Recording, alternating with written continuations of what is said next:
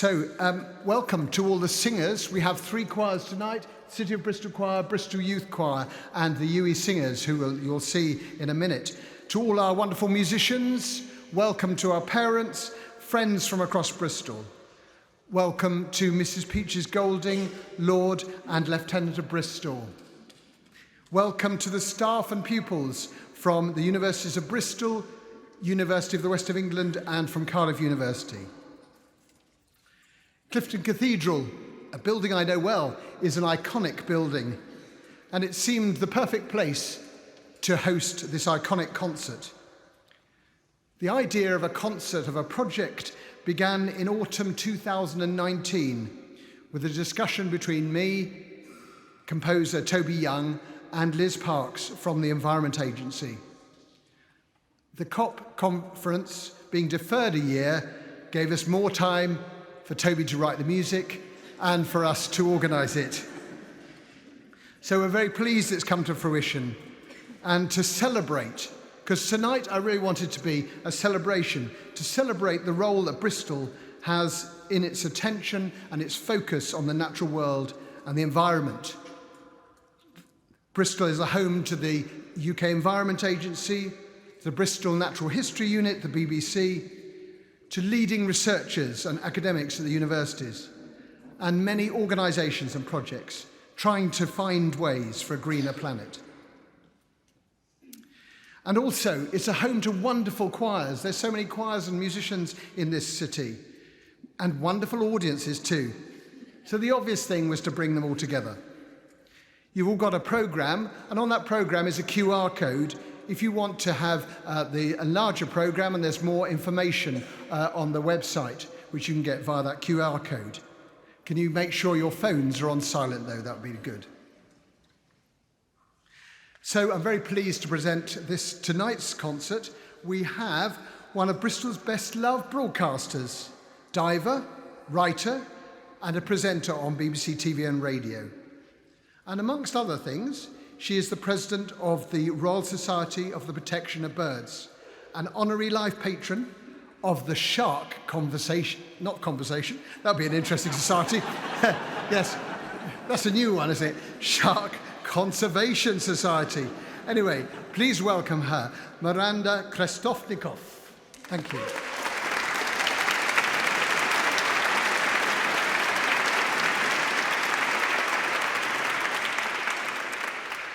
I'm just going over in my mind how to have a conversation with a shark now. So, I'd like to add my welcome to that of David's. A very warm welcome to you all shivering in the audience. I'm sorry it's a little bit chilly here, but hopefully you will be warmed by the energy of the performance that you're going to hear this evening.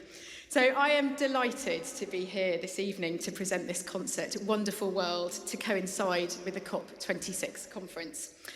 So the reason I'm here tonight, as David said, I live in Bristol. I'm a conservationist, but I'm also a musician, and I've performed in this remarkable venue many times, and it holds some really, really special memories for me. I've managed to combine my love of music and wildlife just a couple of times on television. I was asked to play the theme to Mendelssohn's overture, The Hebrides, inside Fingal's Cave on the island of Safa. But perhaps slightly more strangely, because it was the one show, I was asked to play a duet on my flute with a violinist who lives on the Isle of Islay. Now, she used to go out and literally sit on a rock with a violin and play to the local grey seal population, and they would pop their heads out of the water and listen to her. And so we sat on a rock together, her on the violin and me on the flute, playing a specially arranged version of, because it was the one show, Kiss from a Rose by Seal. The seals did seem quite entertained. They did listen to us. I know, it's so cheesy.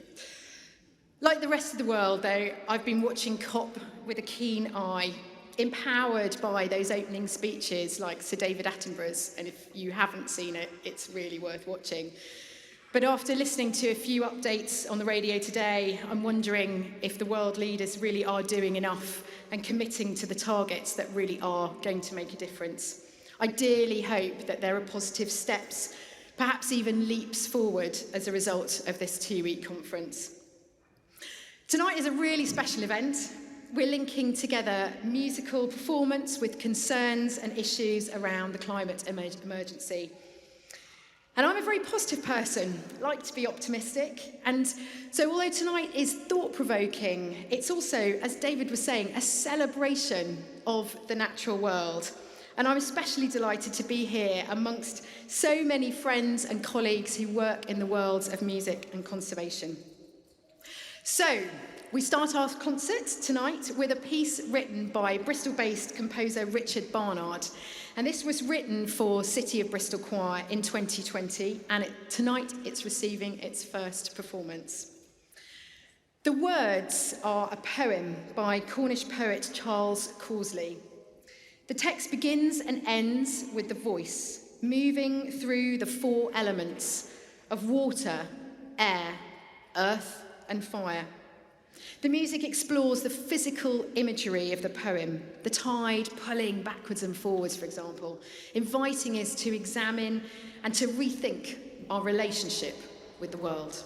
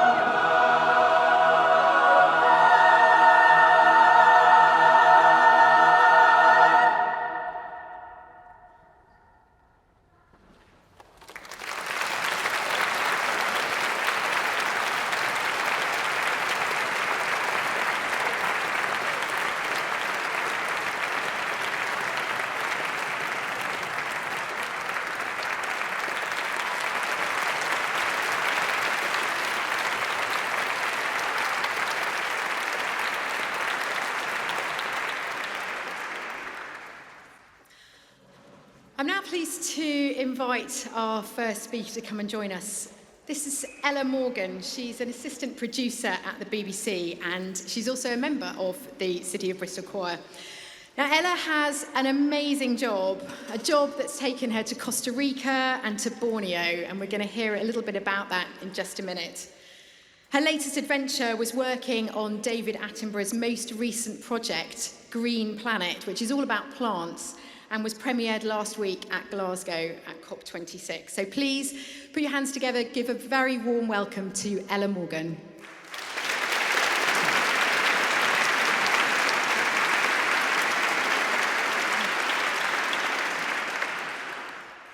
My friends say that I am absolutely never allowed to complain about my job. Like, ever. And maybe that's fair. I am lucky enough to travel the world, film wildlife, meet amazing people. But no one tells you about the bad bits. And like every job, there are some. So, in the context of us being here to think about this amazing world we live on, I wanted to tell you a few of my first-hand experiences working with nature. I've recently finished on a project called Green Planet. For one of our sequences, myself and team travelled to the Osa Peninsula in Costa Rica. Now, often on shoots, you get put up in the most basic accommodation. I'm talking no electricity, no hot water, a bucket toilet, the whole shebang. But this time, we were staying in a pretty beautiful wooden cabin with views over the ocean. Now, don't get me wrong, it was still pretty basic, but waking up every morning, seeing the sun rise over the sea, with the forest around us, monkeys swinging through the trees, was incredible. Our working days were the same as on most shoots. Early starts, really long hours, hard work, a lot of sweating. So after a week, we were all smelly and tired. I woke up one morning, excited to greet the day with the usual sunrise view, and I was alarmed to find a present right outside my door. There was a large, perfectly formed poo. Now, there are a range of large animals from the Osa Peninsula that could have been the culprit. Tapirs, anteaters, jaguars. I even accused my colleague Louis at one point, although he insisted it wasn't him. Long story short, it turned out to be an agouti, and he came back and did it again. But perhaps my favourite shoot during my time on Green Planet was a 6-week trip to Borneo, where we were based in a forest called Danang Valley. Now, Danang Valley is amazing. It has the tallest tropical trees in the world, reaching heights of 100 metres, which is taller than Big Ben in London, so really tall.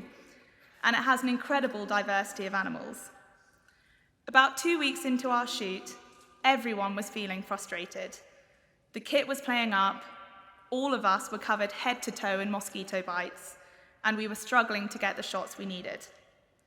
Suddenly, we heard a huge crash in the trees above us, and when we looked up, we saw Borneo's most famous inhabitant, an orangutan. Not just one, but two. A mum with her tiny baby clinging onto her back. And all of a sudden, all of our troubles disappeared, and we just stood there in stunned silence, watching the great apes move through the canopy. Now, that was one of the most memorable moments for me, not just of my career, but actually of my life. And at that instant, I did feel so privileged to have my job. But for anyone who loves animals, they'll know that Borneo is also a place of great sadness. Since the 1970s, over half of the forest on the island has been lost, and huge numbers of the wildlife are on the verge of extinction. I think that the level of devastation there really hit home for me when we were driving back to the airport. There were hours for which all I could see from the window was oil palm, tree after tree, row after row, plantation after plantation, for miles. So, how can I round this off? Well, I will admit that I'm lucky, and that I should probably never complain about my job, because ultimately, whatever the ups and downs, it does take me amazing places. But above all, it reminds me, and I hope all of you, when you watch series like Planet Earth, Blue Planet, maybe even Green Planet, how lucky we are to have so many of Earth's most amazing animals and plants left and how, if we can, we should do everything in our power to protect them. Thank you.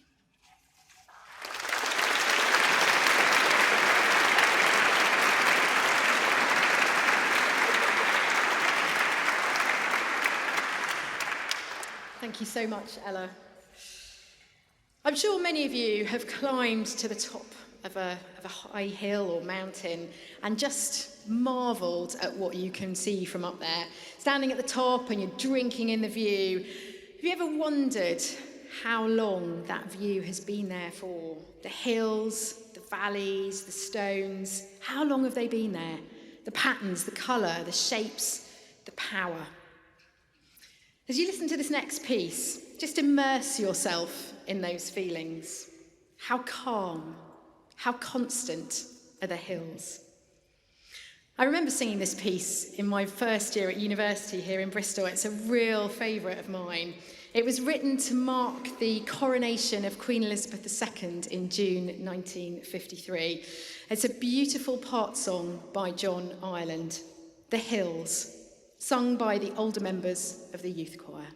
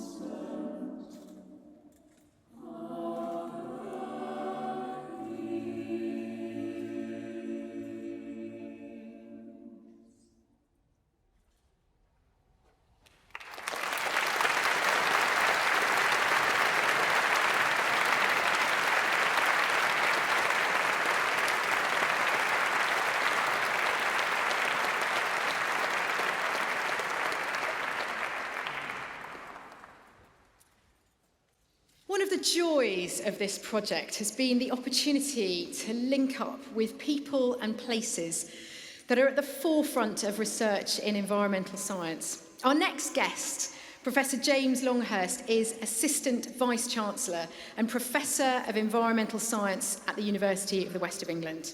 He's written an article for this concert, which is included in the online programme. He's just returned from COP, so please welcome him for a brief resume of the issues raised and what COP has hoped to achieve.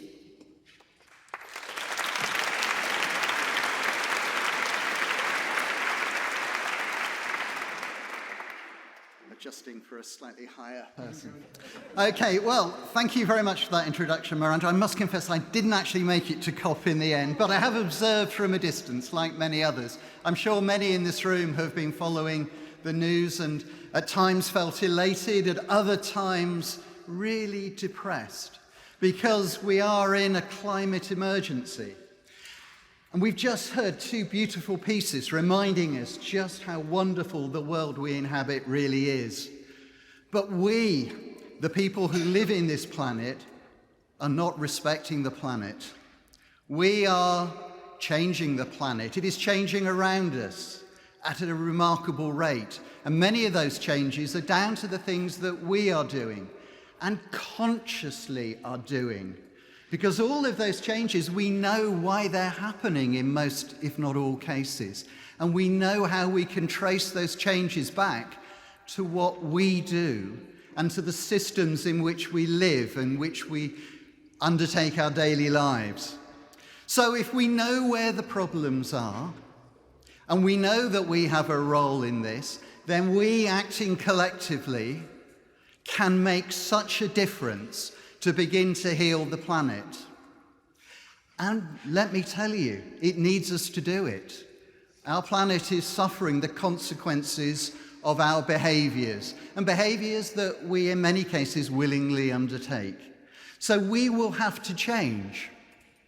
And that change might be difficult, but it will be so much more difficult for the people we share this planet with and with the wildlife that we share this planet with if we do not phase out fossil fuels, if we do not restore nature, if we do not take the changes that we know are needed.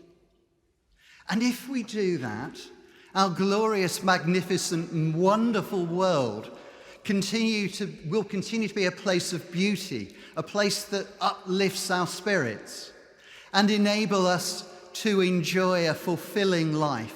It is within our gift to do that. And I urge every one of you, as you leave this wonderful setting this evening, to look at the children who are in front of you, because it is they who will inhabit that world, which will either be a wonderful world, or it will be one where we consciously have trashed it. And we will have done that in full knowledge that our actions were the cause of that.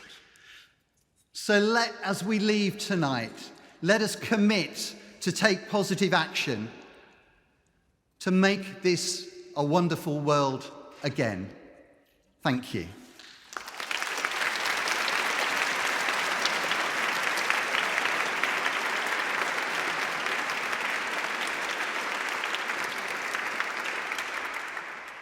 So last night, BBC Points West came to film our choir rehearsal, and they wanted to interview the young people about their views on the climate emergency. They weren't interested in the adults with their stories of how much they've recycled this week and the new switches on their electric car. As broadcasters, they wanted to hear the young people's voices. This makes real sense. It's really important that we listen to the concerns of young people. It's their future in our hands. And with that in mind, I'd like to introduce our next speaker, Gardom. Now, Catherine is a sixth form pupil at Red Maids High School, and she's got something to say to us.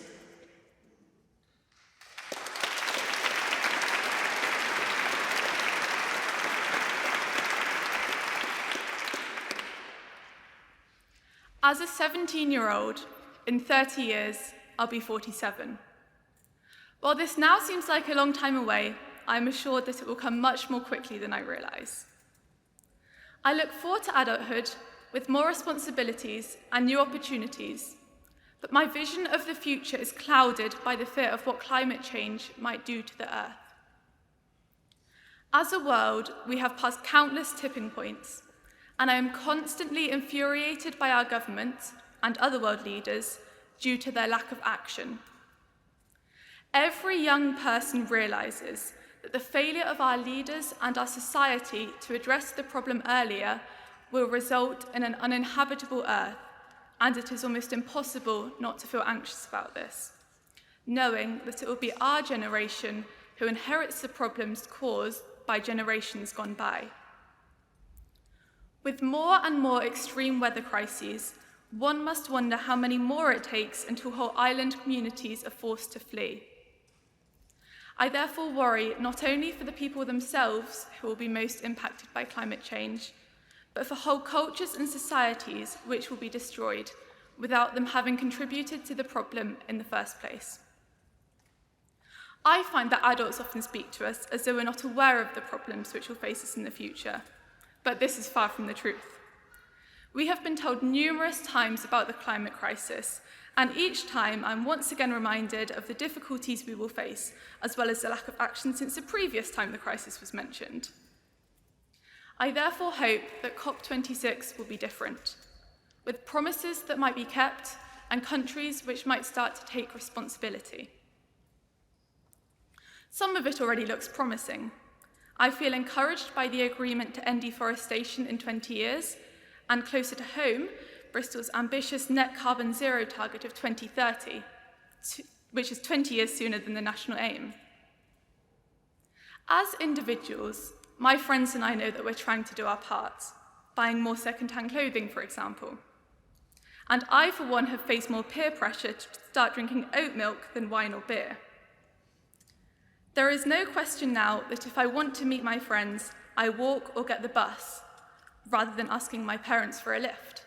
And though I have just had my 17th birthday, I have no intention of getting a car anytime soon. My wish is that after COP26, every nation, all corporations, and each individual make the changes they can in order to make life better for our generation and the generations of the future.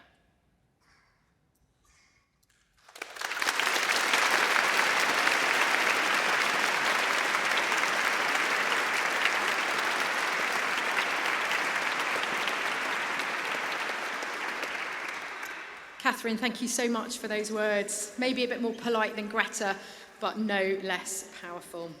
Now we hear those sentiments expressed by the junior singers of the youth choir with a song from Australia, I Am the Earth.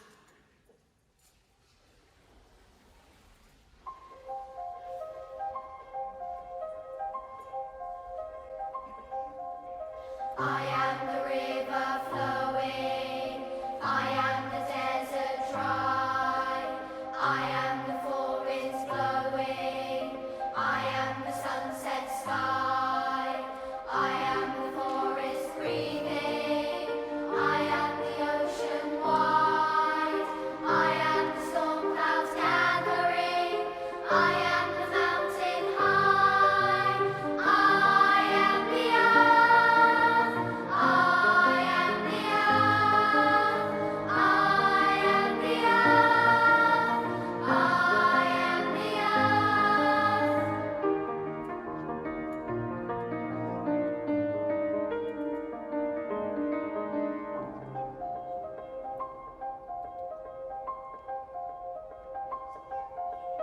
We are the children growing, you are the place we live. We are the seed you're sowing, we are the life you give. We are the future rising, we will be your voice. We will watch and learn from you, we will make the choice. I am the earth, on high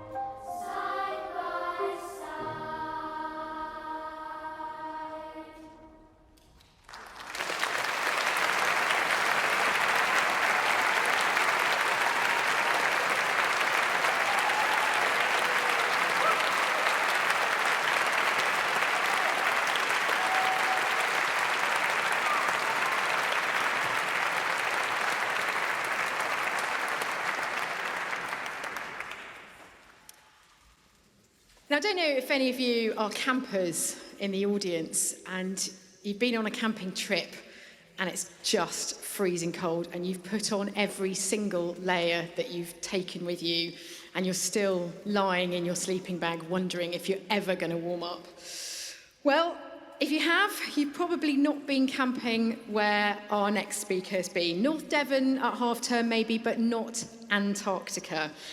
So our next speaker spent a year and a half living in a tent both in the Antarctic and also in Greenland, measuring ice temperatures down to minus 30 degrees centigrade.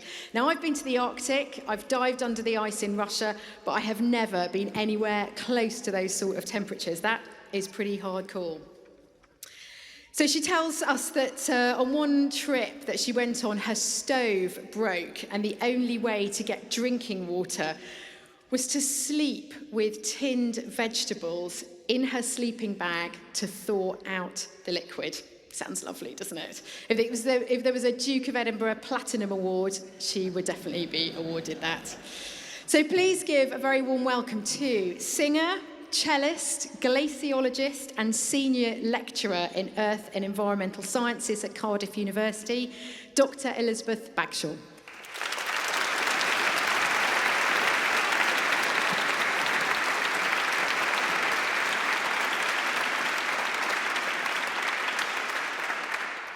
If all the ice in the world today were to melt, sea level would rise by over 60 metres. That's about the height of the Wills Memorial Building. If just the small glaciers and ice caps on Earth were to melt, the sea level will rise by about half a metre. That's enough to fundamentally change how we live our lives in our cities.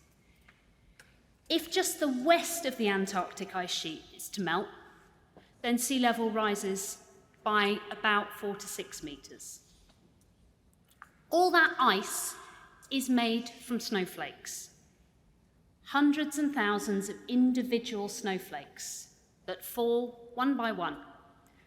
As the snowflakes fall, they stick together, become compressed, and squeeze together over time. More and more snow falls on top, and eventually squeezes together enough to become ice.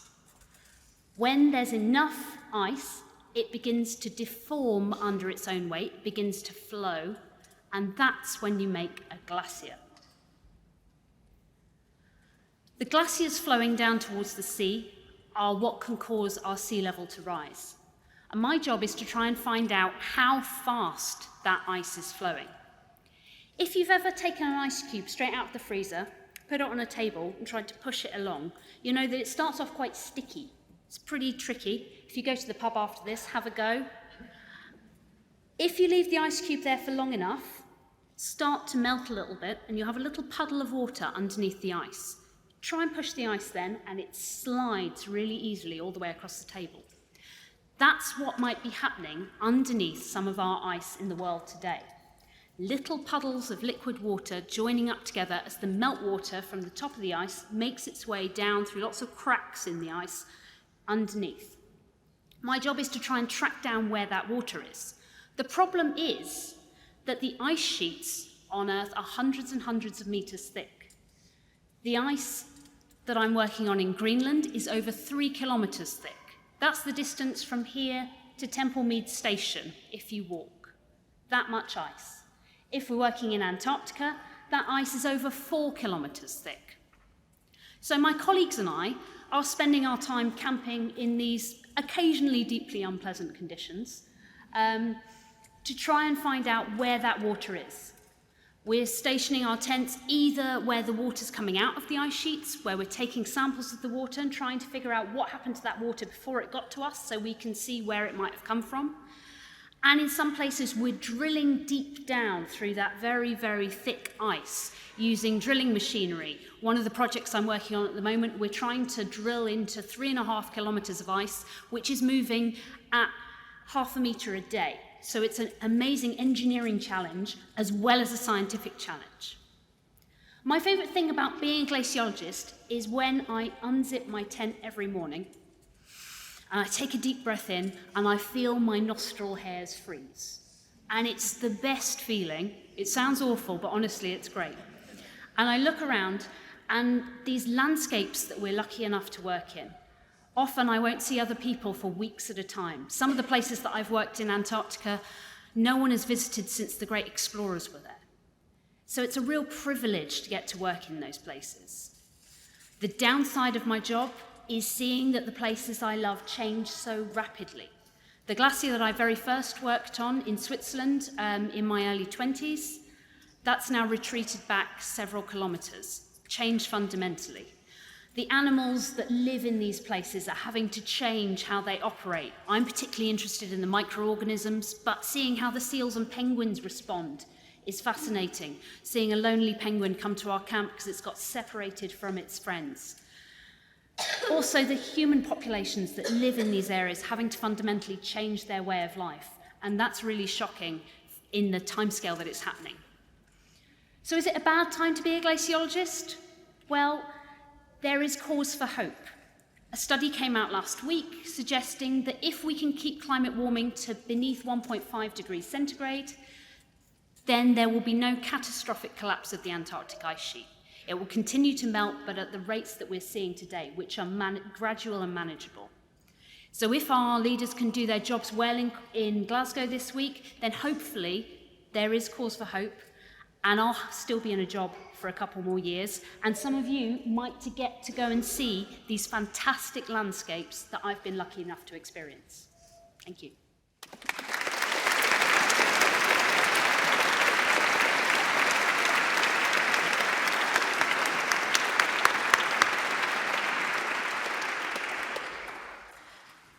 And now we have another piece written by Richard Barnard, Hurt Not the Trees, written for the City of Bristol Choir.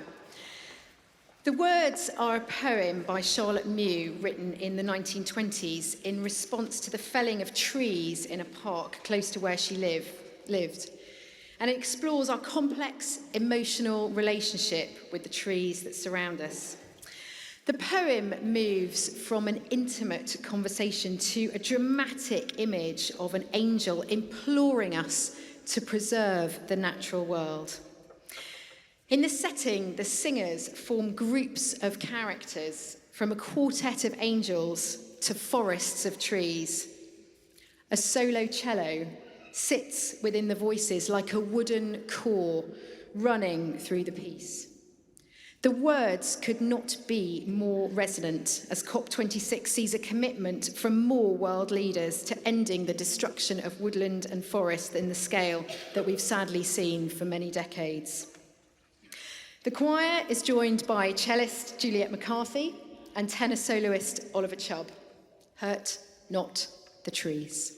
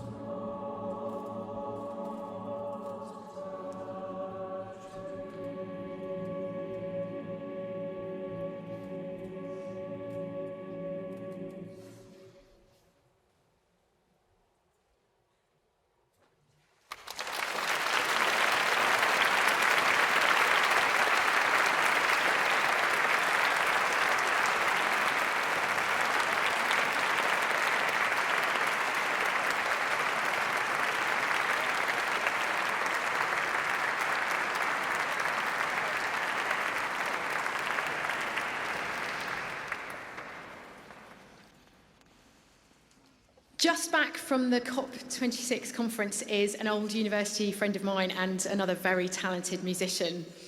Ben Brown is the founder of the Bristol-based firm Exploradome, sorry, Bren, that's awful. An internationally acclaimed, interactive, vibrant and popular science outreach organisation which brings science to life for over 73,000 children and adults every year all over the UK.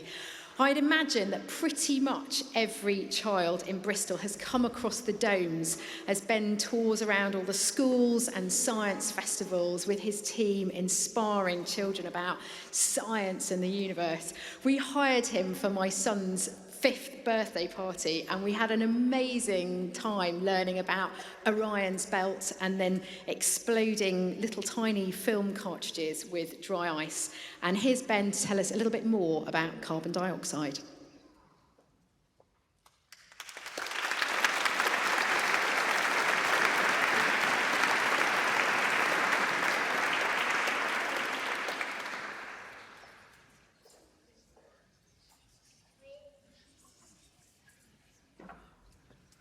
Thank you, Miranda. Thank you, everyone. Thank you, musicians. Fantastic singing. I think carbon dioxide gets a bad press, you know. I think if you were carbon dioxide, you're getting a bit of a beating right now. It's not a good time to be carbon dioxide. So I'm just here to, if there is a lighter side to the current situation, it's to try and lighten things up with carbon dioxide. It's tremendous fun in my job getting to visit schools, getting to talk about science, getting enthusiastic. Teachers often accuse us of just doing all the fun bits and not having to sit down and do the marking. And it is good fun, certainly. Very lucky to be at COP26 this week. In fact, thanks to University of the West of England, you've got a lovely new engineering building, very shiny, and there's a project called DETI Inspire. DETI is Digital Engineering, Technology and Innovation. And we've been working with UWE to try and, we've created a new planetarium show, trying to link up digital engineering and the climate crisis. So trying to inspire children today, engineers of tomorrow, that's you guys, and perhaps apply engineering habits of mind or the engineering design process to solutions for climate change. So we took the show up to COP26 to present it in the Glasgow Planetarium, which is much bigger. My planetarium is an inflatable 5-metre one, and theirs is about 15 metres wide and super duper. So that was a treat. Also interesting to present a show aimed at children to professional, semi-professional environmental activists and enthusiasts. Clearly a very well-informed audience. One of the questions we put to them was, let's take a hypothetical traditional engineering problem. How are we going to cross a river? And of course, we're expecting traditional solutions like build a bridge, or perhaps something a bit more imaginative like a rope swing or a hot air balloon, or catapult was one of the others. But of course, one of the visitors to our show put their hand up and said, "Come on, do you really need to cross the river?" Which I suppose it's what this is all about, isn't it? It's about changing our behaviour, changing our attitudes, especially towards climate change. Perhaps we can just think a little bit more carefully about the things that we actually need in our lives. Well, one of the things we do need is carbon dioxide. I brought some with me. It's the frozen form. Ow, it's quite cold. So this is dry ice, frozen carbon dioxide, it's about minus 78 degrees. I need to be careful, can't hold it for too long, because it's quite cold. If we're being sensible, we can have some fun. Who's feeling sensible?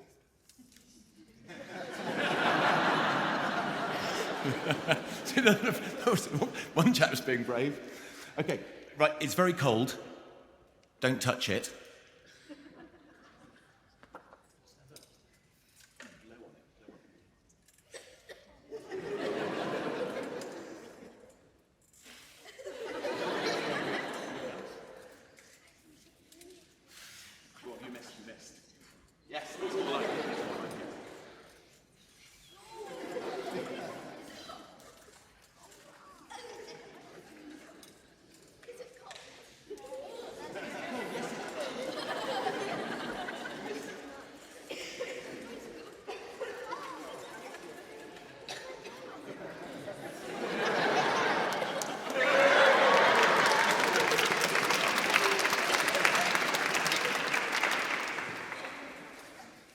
So anyway, carbon dioxide, quite good for blowing on and making it all foggy. Very useful, plenty of other things, of course, keeping the earth warm. Now, let's not forget that if we didn't have any carbon dioxide in the atmosphere, we'd all be a bit chilly. I think it'd be something like minus 18 on average in the world. So do we like carbon dioxide in the atmosphere? Do we like the greenhouse effect? Yes, we do, thank you very much. I mean, perhaps... Yeah, that's another story. Anyway, some carbon dioxide, yes, please. Very useful for, let me see, fizzy drinks. Beer, wine, bread, you know, all these things thanks to carbon dioxide. So speaking of drinks, I brought a drink.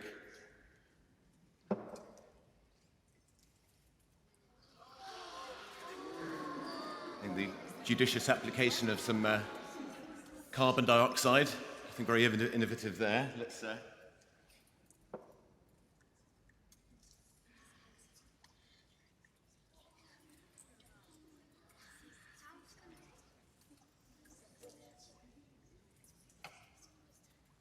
just wanted to spice things up a little bit.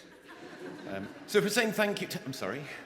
If we're saying... Pardon? If we're saying thank you to carbon dioxide, then obviously special effects. We can thank carbon dioxide for that. Miranda said drink it. The audience said... In fact, I mean, it looks lovely. Just bearing in mind dry ice, minus 78, carbon dioxide. Can I please have a thumbs up or a thumbs down? Drink it.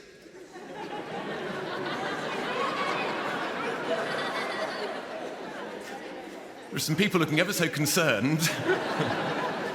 Cheers.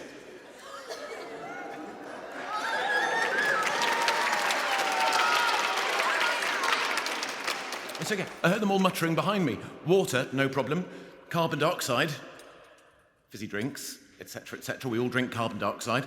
And the blue stuff? Food colouring. So thank you very much. So special effects, marvellous. But the fog that you get from dry ice, the fog that these guys produced, is magnificent. It's my favourite thing about dry ice. So I thought we'll scale up, and instead of a little glass of water, a bucket of water.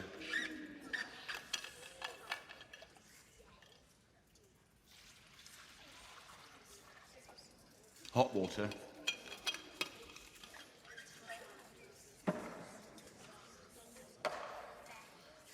And plenty of dry ice. Are we going to? Please. 5, 4, 3, 2,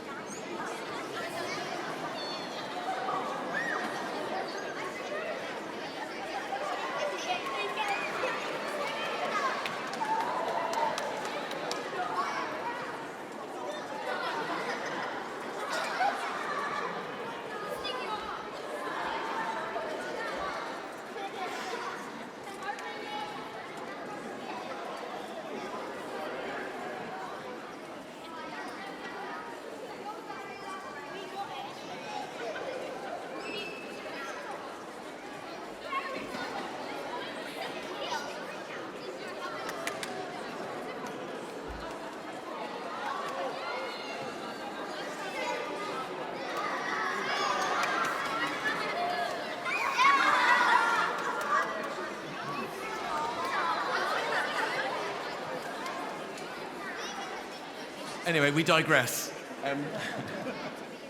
So yes, carbon dioxide. Clearly, we've got to get our act together, ladies and gentlemen. But don't forget that carbon dioxide does lots of lovely things as well. Thank you very much.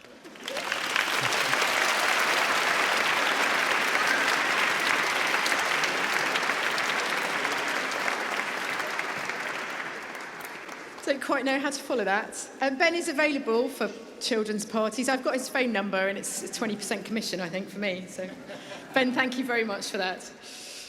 So, from the ridiculous to the absolutely sublime. Perhaps one of the most famous protest songs is Bob Dylan's Blowing in the Wind. It asks a series of rhetorical questions about peace, about war, and about freedom. Either the answer is so obvious it's right there in your face, or the answer is as intangible as the wind. The song's been used in many films and television series, and significantly in an advert for the Co-op supermarket. Now, the Co-op claimed that their high ethical guidelines regarding fair trade and the environment convinced Dylan to allow them to use it. So tonight, we're going to hear that song sung by the senior boys of the Bristol Youth Choir.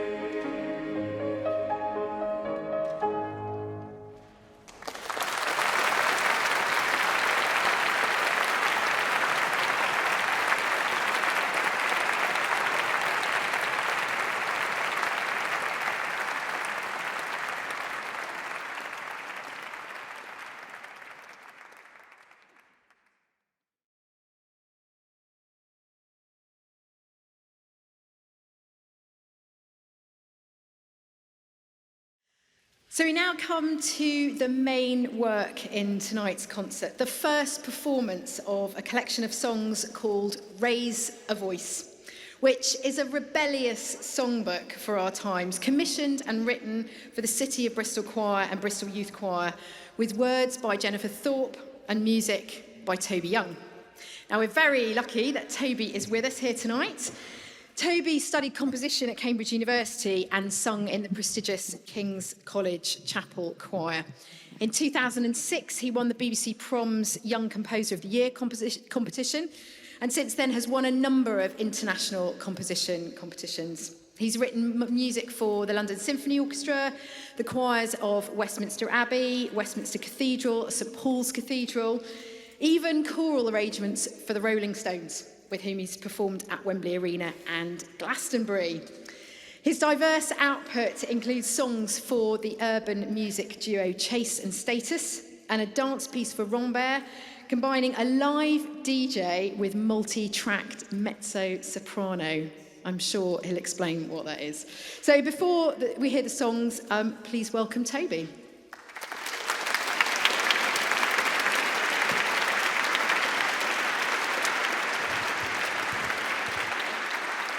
So Toby, you are composer, researcher, university lecturer and part-time DJ. Can you explain to us how that actually fits into your life? It means I'm very busy and have no sleep. No, I think actually they're all kind of the same thing. As artists, our job is to experience the world and try and kind of encapsulate little moments of it, try and tell stories people haven't thought of, try and help explain what it means to be human. And actually, as a researcher, it's the same thing. Maybe DJ's a bit different, but I think after the year we've all had, perhaps a bit of partying doesn't go amiss. So can you tell us a bit about what music can offer in the discussion about climate change? What part does it play? Absolutely. So we've heard from some really amazing experts, and I feel a bit guilty being here as not a climate expert, but I think music has a really important part to play. We can learn a lot of things and a lot of facts, but actually until these issues touch our hearts and our souls, I don't think we can ever really embody them and actually change our behaviours.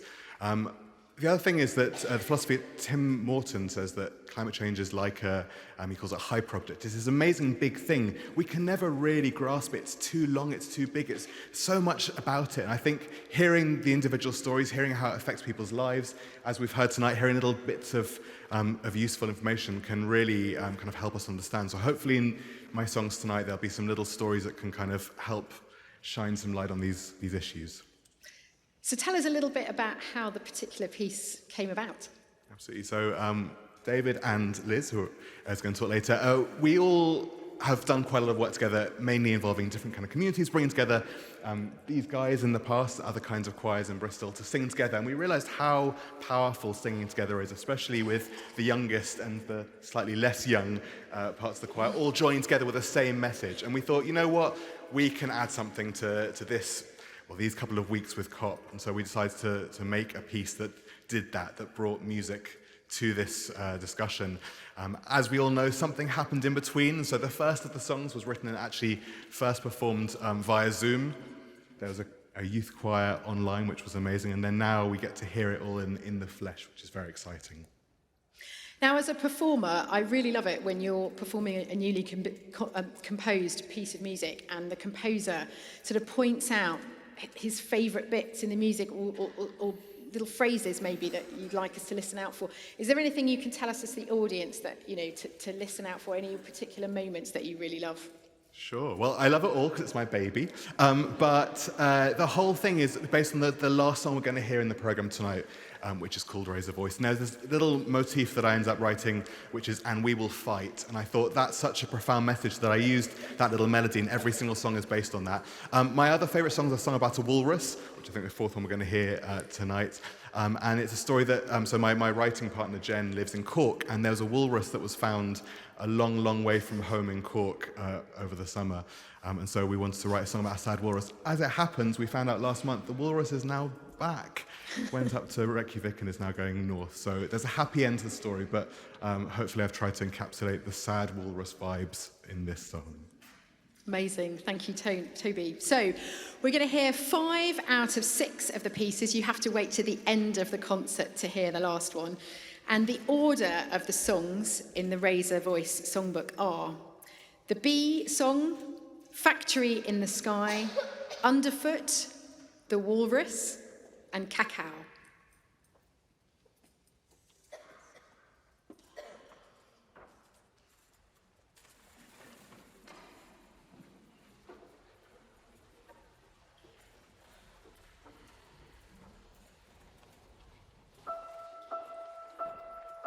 Buzz, buzz, over the fields, over the gardens, over the forest. Fly, fly along the rivers and lakes and streams, looking for a porter pollen, looking for a porter pollen, looking for a little port, looking for a little taste of dreams.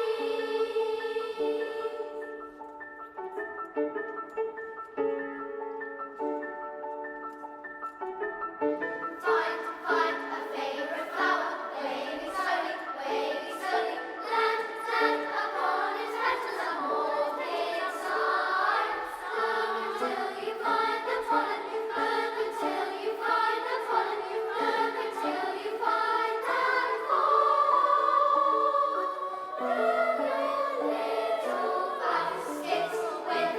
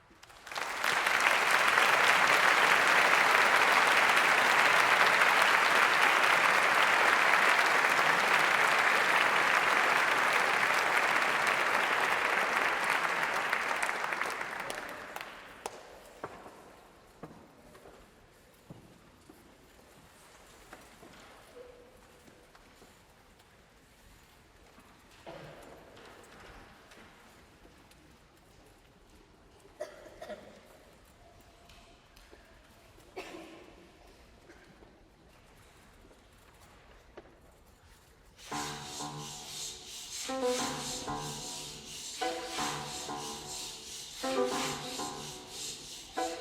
my seat is golden boat. On the bow my fruits afloat. Find me falling from my tree, breaking all my inner free.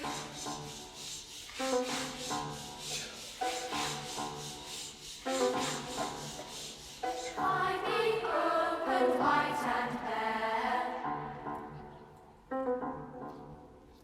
Little eyes revealed to air. Find me bed and set to sail, in my thousands packed in theirs.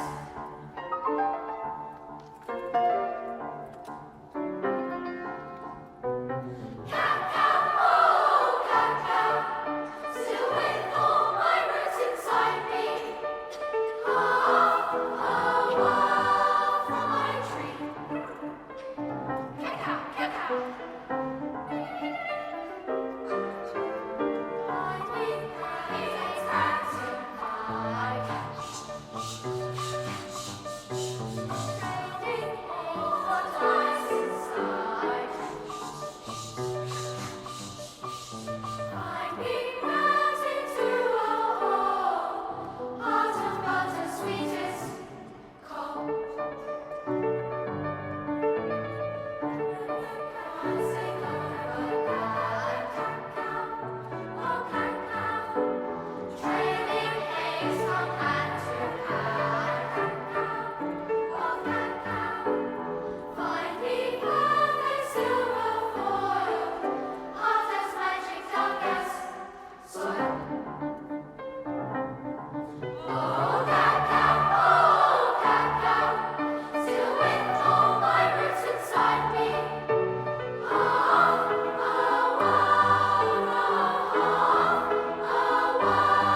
From my tree. Still with all my roots inside me. Half a world away from my tree.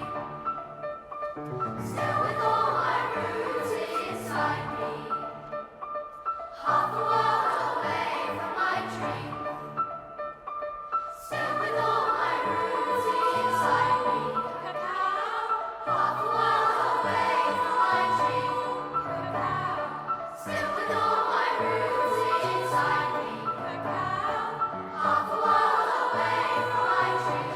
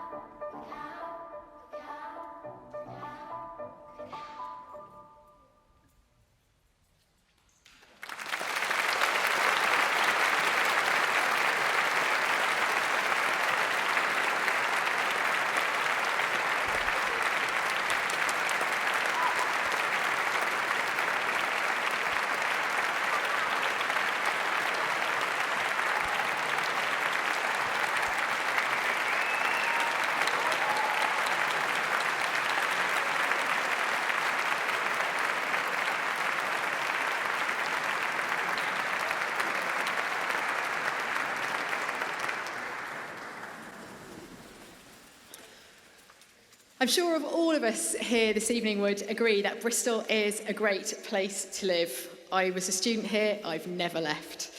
Not least because its people and its decision makers are at the forefront of all things to do with nature and the environment.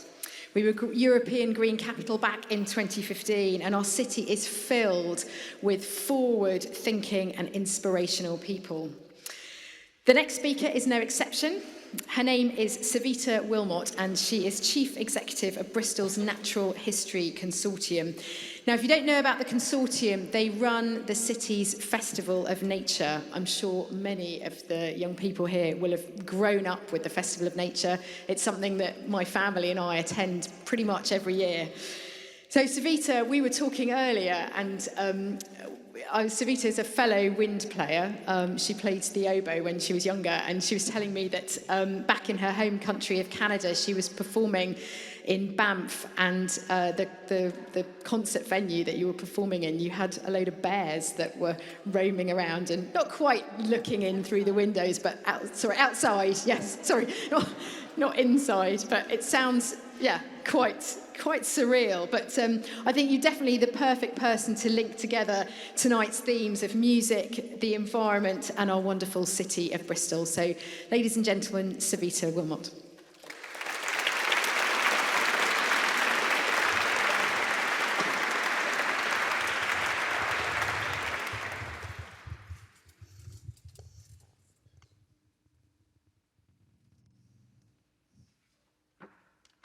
Is that going to work? Is that going to do the trick?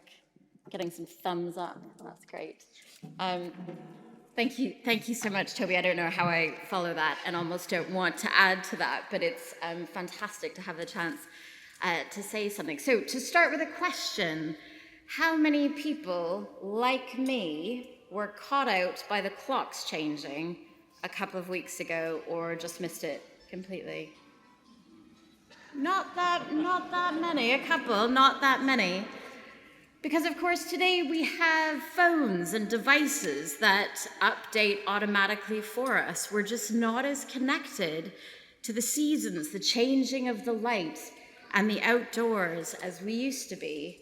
And as holy places like this prepare to celebrate Advent, our season of waiting, it's easy, isn't it, as the season changes and the nights draw in, to spend more time indoors, to cuddle up, to draw the shades, to put on some great music. Now, there's nothing wrong with that. But outside of our windows, whatever the season, nature is in trouble. And we've heard about places all over the world, but here in our Bristol, nature is in trouble. 90% of Britain's species have declined. The species that pollinate our food, that clean our water and our air, that share our land and our spaces. Now, we've heard about the climate emergency, but Bristol also has an ecological emergency. Now, the good news is organizations across Bristol are not waiting for world leaders to come together and make plans. Organizations in Bristol have made a one city plan, a plan for Bristol to tackle the ecological emergency. And it's a big part of my job to bring people together to work on that plan, to help nature to recover and to thrive. We want to create space for nature. And one of the big parts of Bristol's plan is to reserve 30% of the city for nature. We want to work with major landowners to stop using pesticides, to reduce pollution, and for us all to think about places around the world that are affected by what we buy, what we use, and what we do. So this is where you come in, because winter is an amazing time to connect with nature. The mental health benefits of nature are proven. It leads to better social connect. Do you know, it's Friday night. Let me say this a different way. Isn't it amazing to get out on a winter's afternoon with friends and family?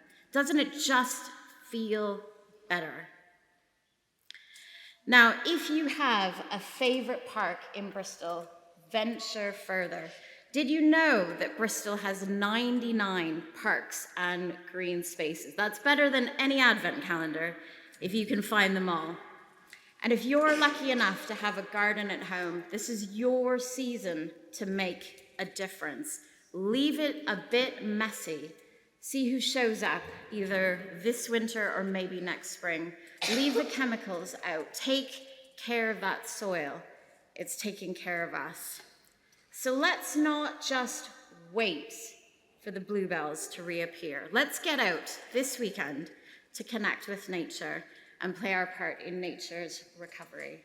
Bristol's ecological emergency can be reversed, but it's going to take all of us. Thank you.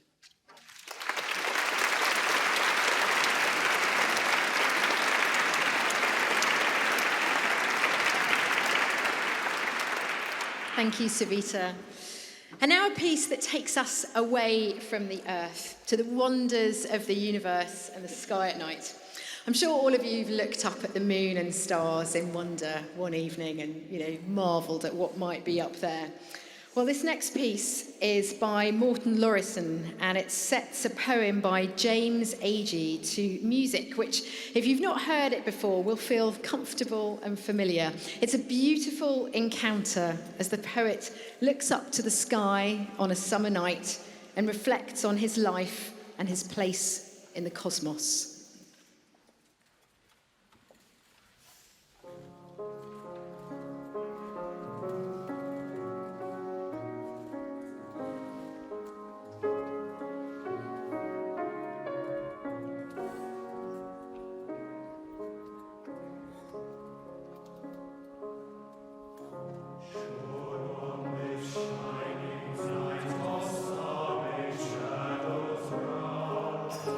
Kindness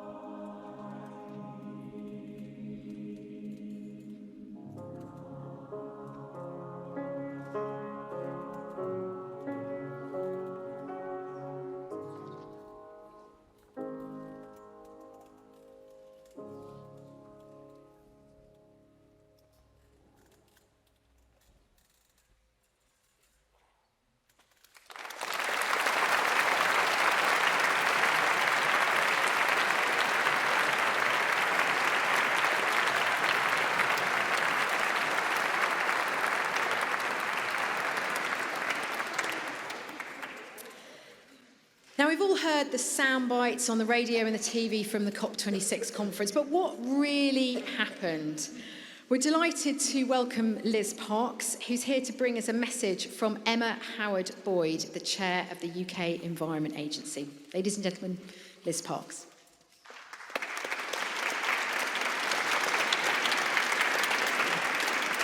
Thank you. I thought for a minute I was going to get to share a platform with David. So, firstly, apologies from Emma not to be with you tonight. She really wanted to be here, but then so did I. And although that felt a bit like bedtime, we're not quite there yet, so just hang on in for a little bit. So I'm really delighted to say a few words on behalf of Emma. I work with Emma at the Environment Agency. I lead our work on climate change, and tonight I get to combine my passions of the environment and music, which is so close to my heart, and I get to sing with David on other nights.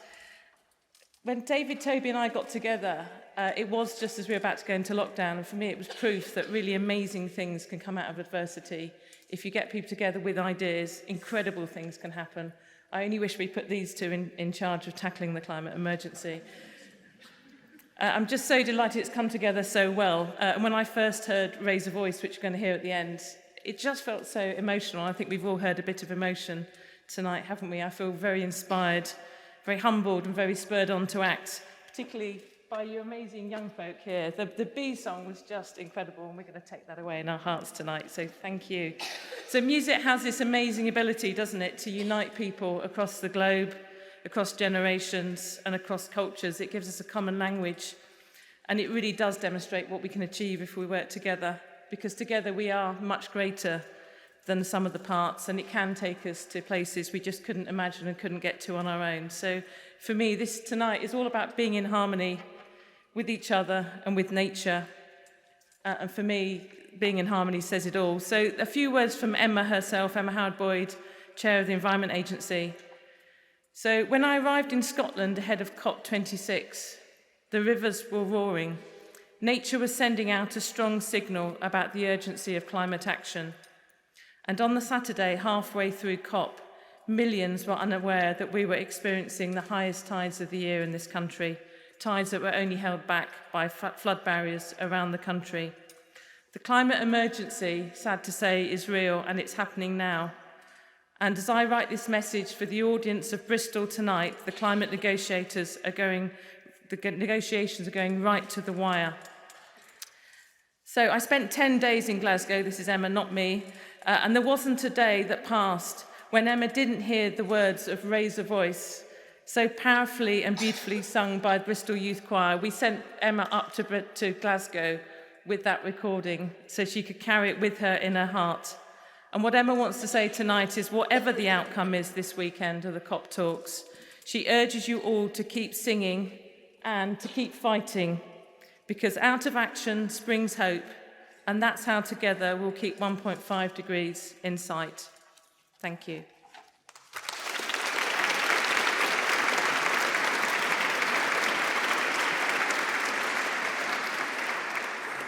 Thank you, Liz.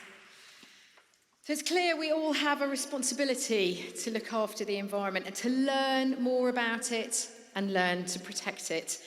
The future of our planet lies in our hands. This is summed up in the words of our next piece, sung by City of Bristol Choir, with James Gardner Bateman on soprano saxophone. It's called Making or Breaking, and you'll hear words by David Roberts, set to music by Kim André Arnesen, a Norwegian composer. The work sets out the choice before each of us. What should we do with our lives and our planet, which we inhabit for just a small part of time? The words are really special, so I'm just going to read you David Roberts' lyrics. We inherit the world, the whole of history, our place on earth, our place in time, our fortune, good or bad, pure chance. Now, in one picture, we see our entire planet. One world, one race, one future, bound together for the first time. Ours for the breaking or making.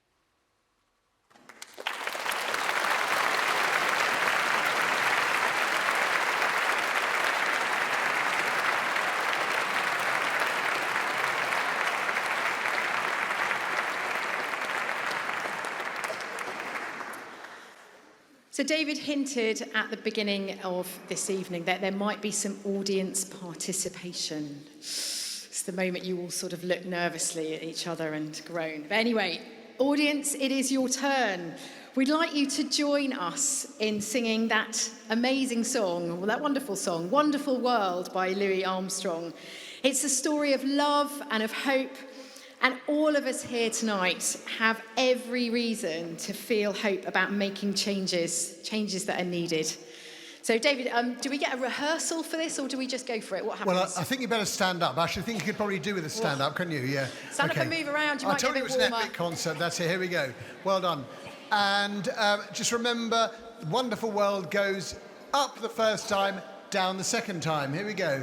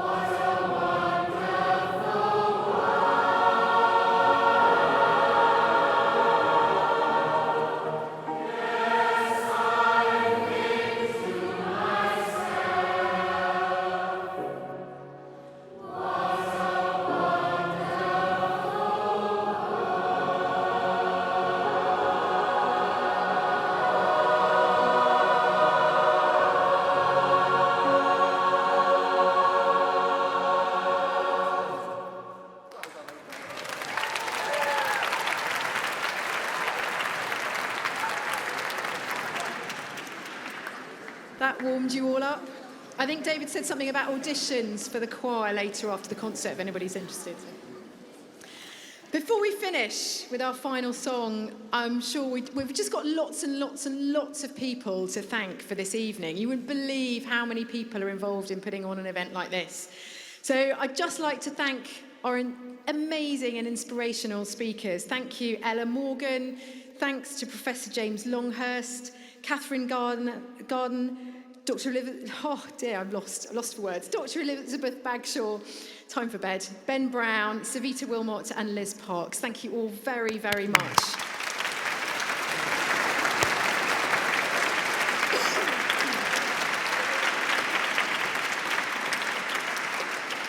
thank you to our incredibly talented musicians and singers.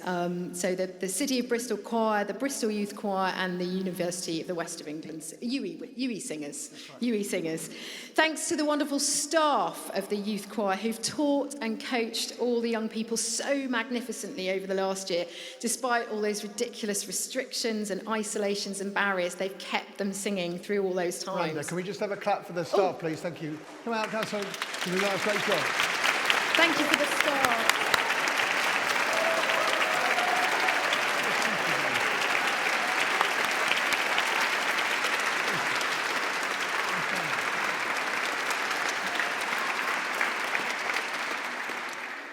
Thank you very much for our wonderful pianists and instrumentalists. And thank you to the...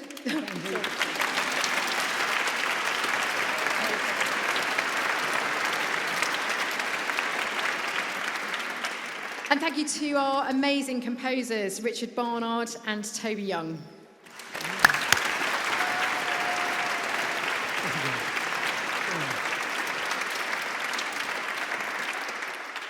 Thank you so much to the staff here at Clifton Cathedral, the City of Bristol Choir Committee, and massive thanks to you, the audience, for braving the wild weather that we've had this evening, for coming here to support this concert this evening. Thank you.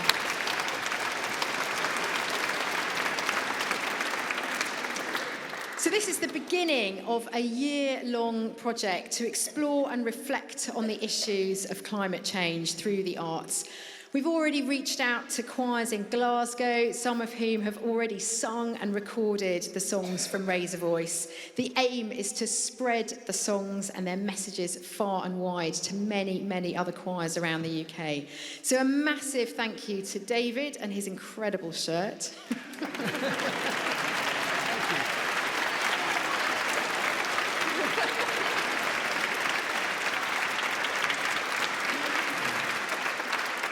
Thank you, and also great thanks to Miranda and her lovely dress. Thank you